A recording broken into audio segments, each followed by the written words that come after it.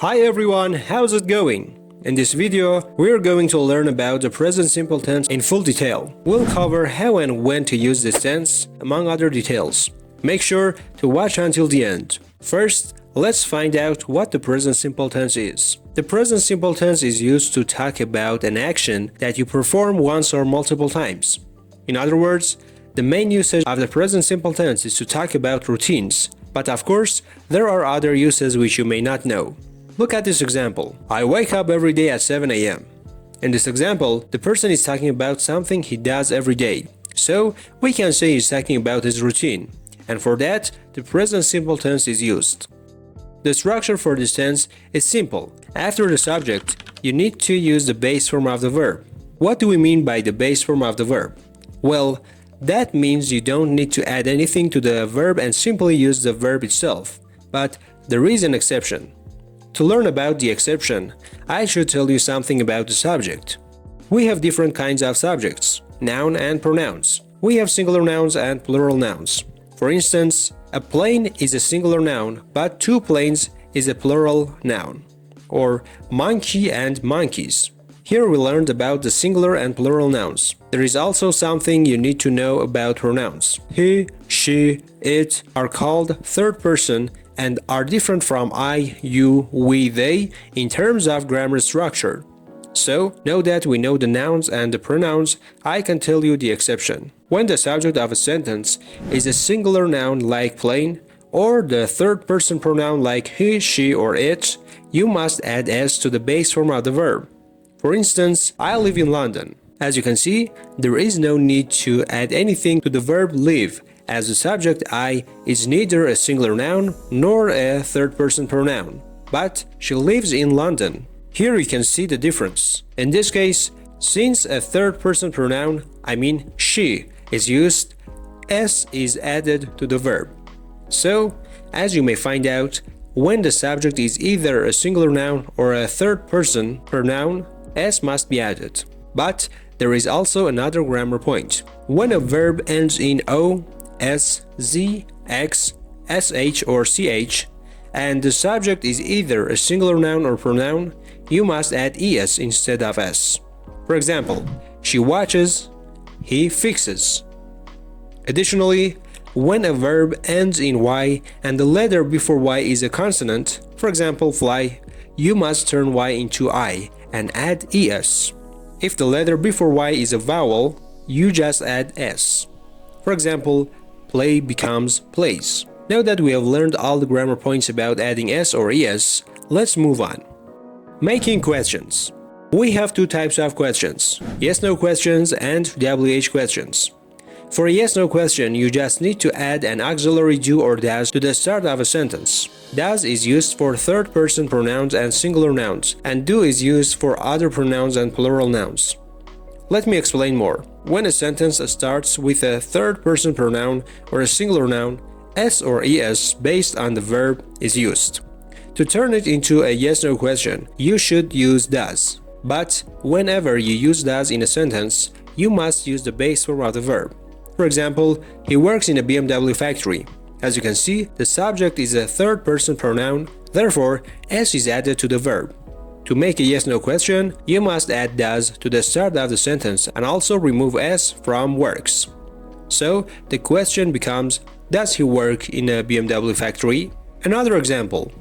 The plane flies over the city. In this example, the subject is a singular noun, the plane, and for that, the verb fly is turned into flies.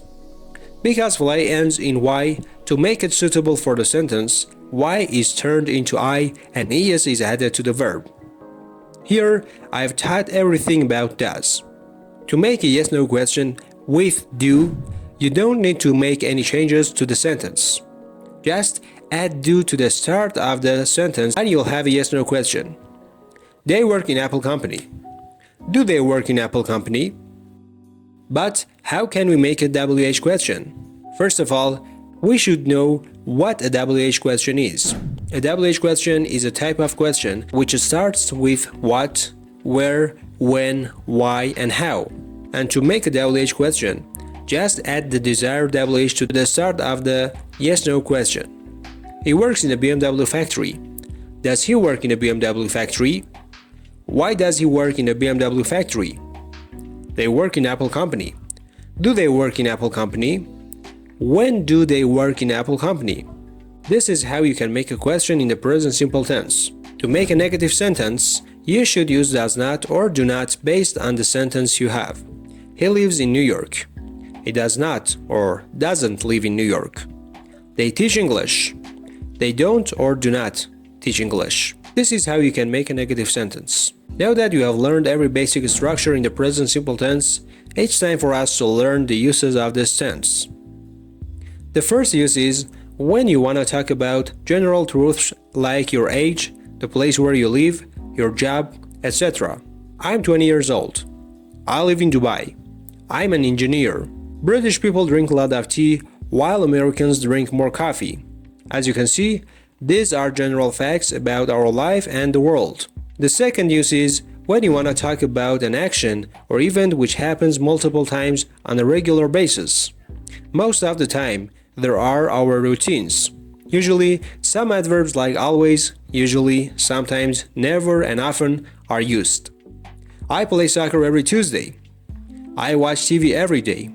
I take a shower every morning.